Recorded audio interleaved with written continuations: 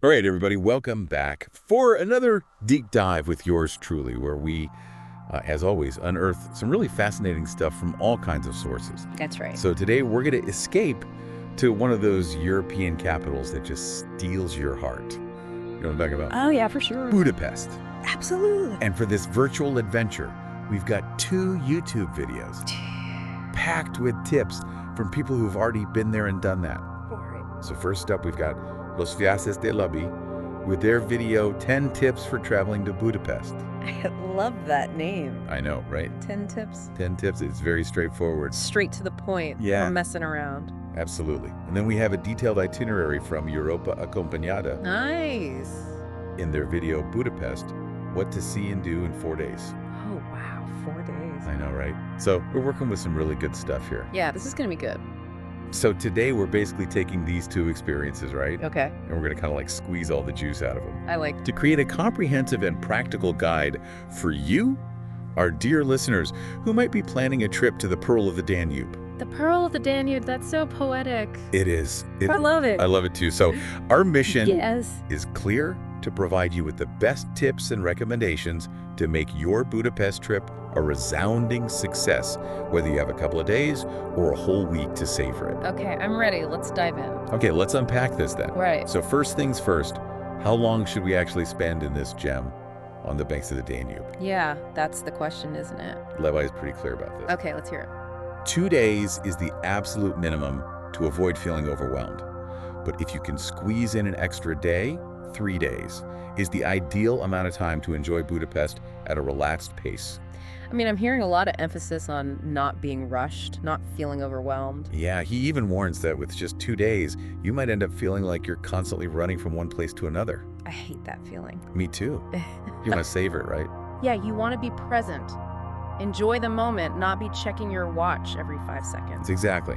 So it's interesting because Europa Acompañada gives us a detailed 4-day itinerary. Okay, so we're talking even longer. Yes, and this kind of suggests that a slightly longer stay allows for a much deeper immersion in everything Budapest has to offer. I mean, think about it. There's the stunning architecture, the history, the food, the culture. You know, things that don't necessarily show up in the first photo you take. Right, exactly. You need right. time to soak it all in.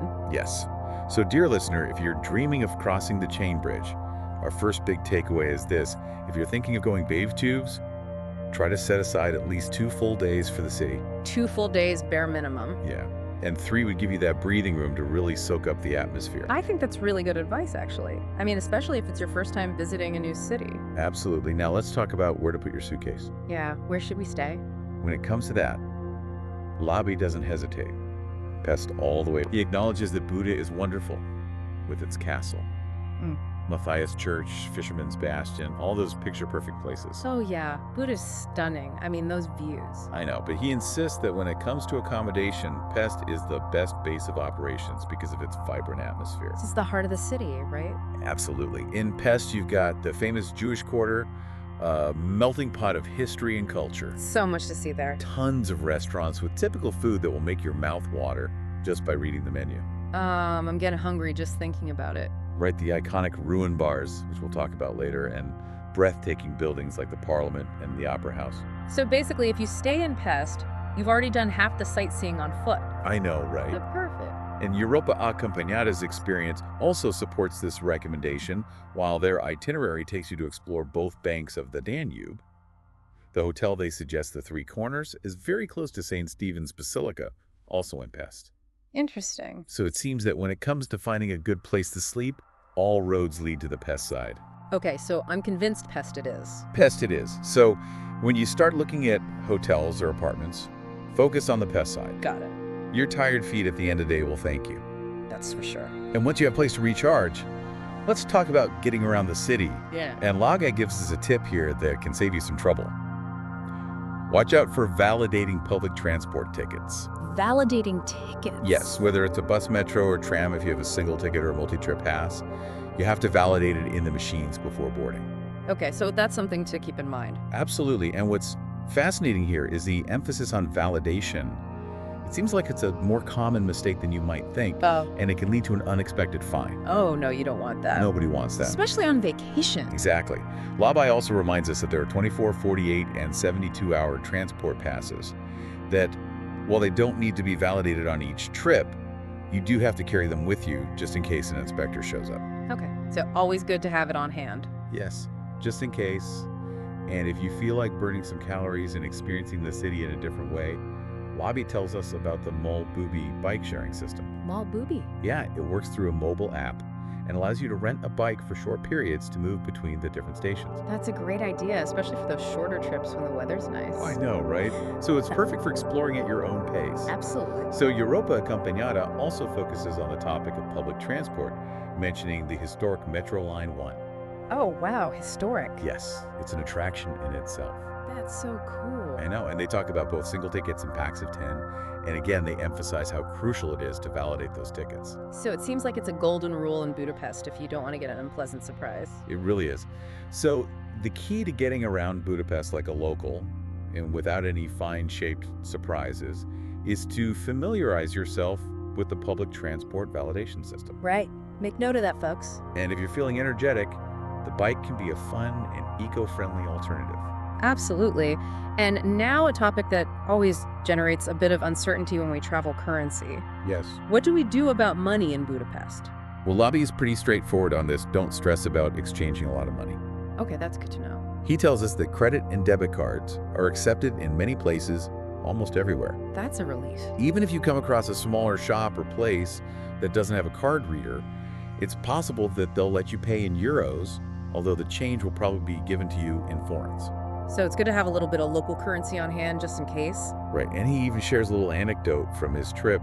He exchanged 50 euros just in case, and then had a hard time finding something to spend it on. 50 euros. I know it seems like with a card in your pocket, you're more than covered for most of your expenses. Okay, that makes sense. Right, so no need to panic about having tons of cash. Exactly. Europa Accompagnata also confirms that the forint is the local currency and gives us a rough idea of the exchange rate with the euro at the time of their visit. Oh, that's helpful. I know, right? And they also prefer to use cards for most of their payments, although they always recommend carrying some cash, just in case. Just in case. Just in case. So the bottom line for you, dear listener, is this. Yes. Don't worry too much about exchanging large amounts of money before your trip. Got it.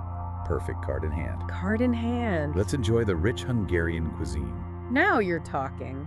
Labai enthusiastically encourages us to try typical dishes that will make your mouth water, Okay, like what? like the famous goulash. Oh, I've heard of that. I know, right? Yeah. Or the delicious langos. It's like this kind of fried flatbread that's finger-licking good. I've never heard of langos. I'm gonna have to look that up. You should. But here's an important warning he gives us about tourist traps that advertise themselves as authentic cuisine. Oh yeah, you gotta watch out for those. You do. He mentions Caravan as a very popular street food spot, Yeah. but perhaps more focus on the tourist crowd than on offering traditional Hungarian recipes passed down through generations. No, it might not be the most authentic experience. Maybe not. His golden tip is to ask the locals directly for their favorite restaurants. That's a great tip. Those places where they really go to eat. Yeah, because they know the best spots, right? Exactly. Asking people who live there is always the best strategy to discover those authentic corners where the food tastes like tradition. I'm taking notes. And Europa Accompagnata also gives us an interesting tip. Do a little online research about restaurants before you go. Oh, that's smart. Nowadays, many of them have their menus and prices available on their websites. So you can get an idea of what to expect. Exactly. And avoid any surprises when you arrive. No hidden costs. Right. So when exploring the culinary offerings of Budapest, strike a balance between trying those typical dishes you've heard about, keeping a critical eye on places that seem too focused on mass tourism, and above all, don't hesitate to ask locals for recommendations. All right, so be adventurous, but be discerning, and don't be afraid to ask for advice. That's it. Perfect. Your taste buds will thank you. Now, after a good meal, what better way to relax than by immersing yourself in the famous thermal waters? Ah, the legendary Budapest thermal baths. I've heard so much about them. Both videos agree that they're an experience you can't miss. Okay, I'm convinced. Lobby advises us to book tickets in advance because they tend to fill up, especially on weekends. Oh, that makes sense. That way you guarantee your entry and avoid the queues, which can sometimes be considerable. Nobody likes waiting in line.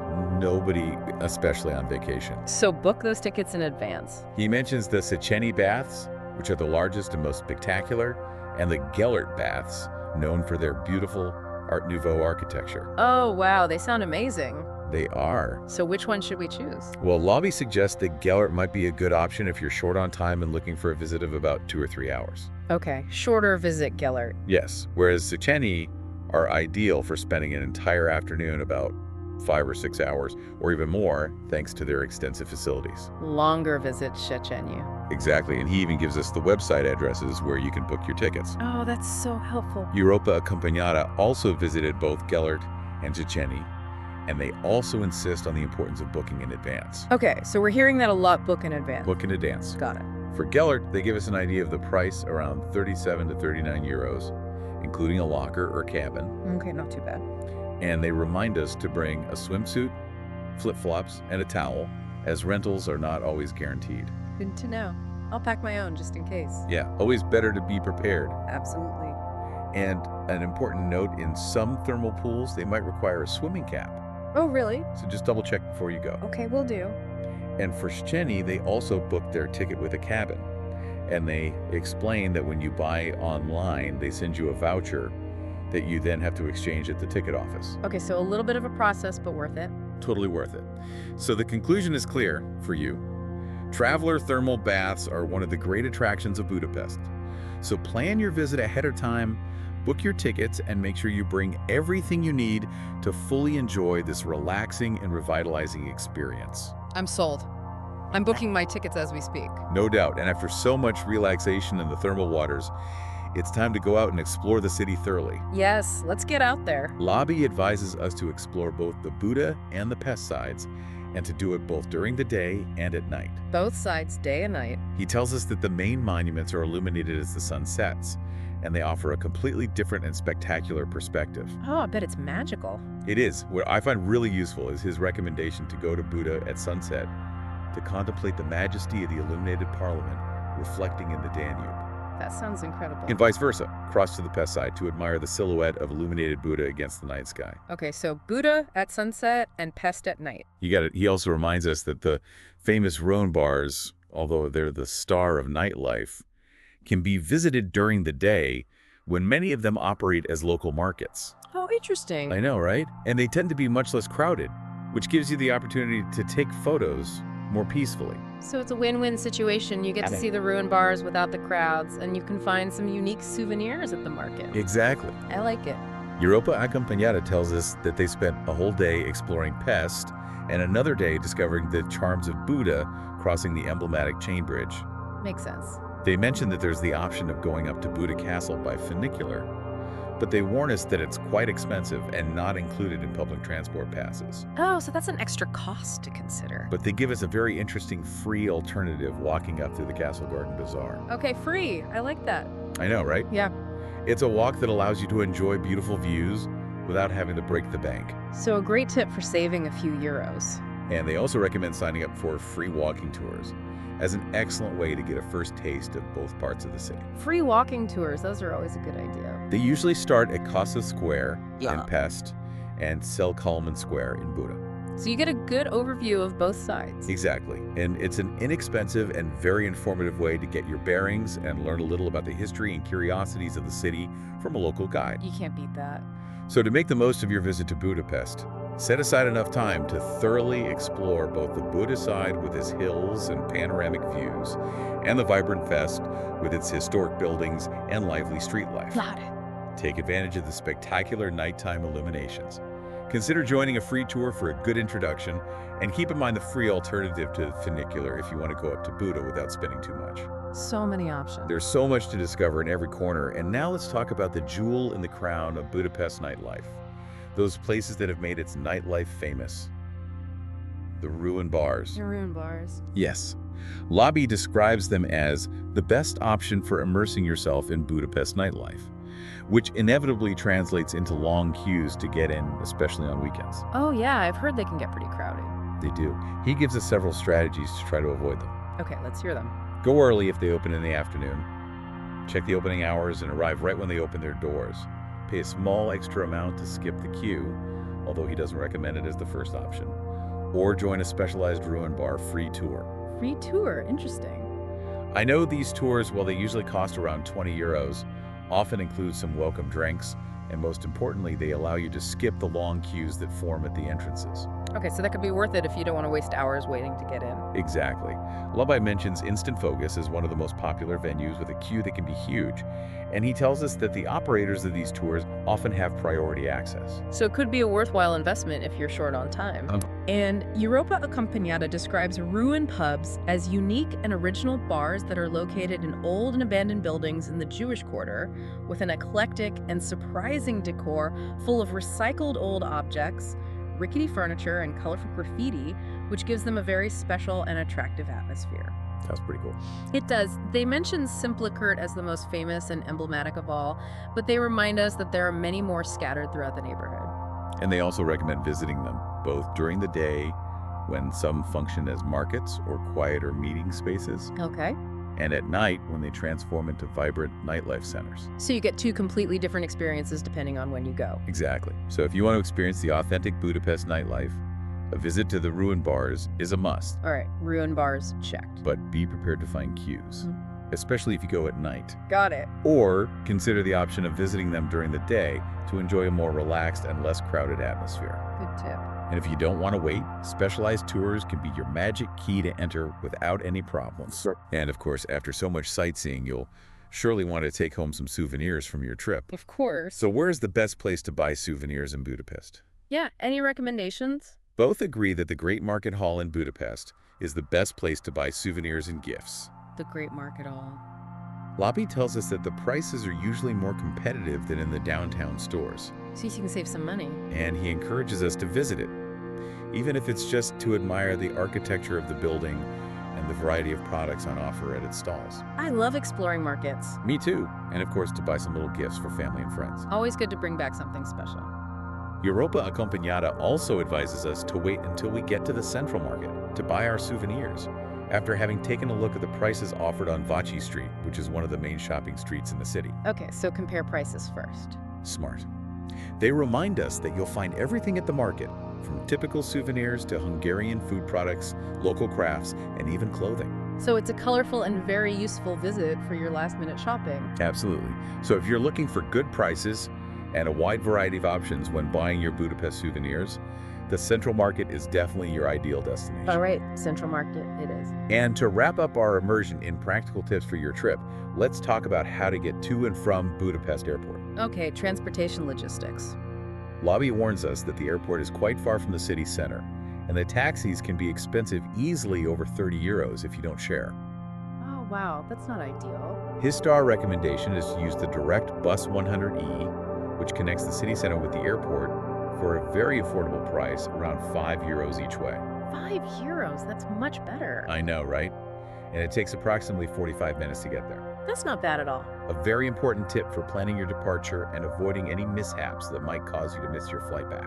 Absolutely. Planning your airport transfer in advance and opting for Bus 100E seems to be the most economical, efficient, and recommended option. I think so too. And don't forget to take into account those 45 minutes of travel time to avoid unnecessary last-minute rushes and arrive at the terminal with enough time to check in and go through security. Yes, definitely allow yourself plenty of time. Especially if you're prone to airport stress. Exactly. And to top it all off, Europa Accompagnata leaves us a valuable list of specific attractions worth visiting. Oh, nice. And some extra tips that complement everything we've talked about. I love a good bonus round. This is a real feast of ideas for your trip. Okay, let's dig in. Starting with the impressive Parliament building, where they highly recommend visiting its interior, either opting for an audio guide in Spanish to explore at your own pace, Okay. or joining a guided tour of the exterior, which then gives you access to the interior visit with an audio guide. So you have options. You do. They also mention the moving shoes on the Danube Bank Memorial, a powerful reminder of a tragic chapter in the city's history. Oh yes, I've seen pictures of that. I know, right? Very moving. Then there's the majestic St. Stephen's Basilica, with its spectacular panoramic views of the city from its dome. The lively Erzsébet Square, a popular meeting point with the iconic Budapest Eye Ferris wheel and the refreshing Danube Fountain. Sounds like a fun place to hang out. It does. And the legendary Gerbeau Confectionery, a historic cafe of great beauty although they couldn't get in due to time constraints on their itinerary. Too bad. I know. But maybe next time. Next time. And of course, the Doheny Street Synagogue, the second largest in the world. Wow, second largest in the world. I know, it's impressive. And the interior visit is highly recommended to appreciate its impressive architecture and history. It must be stunning. It is. They encourage us to get lost in the streets of the Jewish quarter and reflect in front of the moving tree of life, a monument to the victims of the Holocaust. A powerful reminder of the past. Very powerful. And they also give us some tips on where to eat and enjoy the atmosphere in the area of Gazdu Court and the Street Food Caravan Street Market. Sounds like a foodie paradise. It does. Now, as for the Buddha side, they talk about the imposing Buda Castle, which houses various attractions such as the Széchenyi Library, the National Gallery, and the Budapest History Museum. Oh, wow, so much history. As well as offering free walks with incredible views of the city. Free walks can't beat that. They also recommend going up to the Citadel Lookout on top of Gellert Hill to enjoy even more spectacular panoramic views of the Danube and Pest. Okay, so Buda Castle and Gellert Hill for those panoramic shots. Absolutely. And we can't forget the shocking House of Terror, a museum that immerses you in the dark periods of the 20th century dictatorial regimes in Hungary. That sounds intense. It is. And the majestic Budapest Opera House, where they recommend taking a guided tour in Spanish to admire its interior. I love the opera. Me too. And for lovers of coffee and elegance, the New York Cafe, considered by many to be the most beautiful cafe in the world. The most beautiful cafe in the world. Although they warn us that it can be somewhat expensive and there are usually queues to get in. But maybe worth seeing even if it's just from the door. I think so too. Okay, noted. Finally, they tell us about the bustling Váci Street, an important pedestrian street ideal for strolling and enjoying the atmosphere. Although they insist that for buying souvenirs, it's better to go to the central market. Right, we already covered that. We did. And lastly, they highly recommend taking a cruise on the Danube, especially at sunset or at night, to contemplate the magical image of the illuminated Parliament. No, that sounds romantic. It does. They even give us an accommodation recommendation if you're looking for a hotel.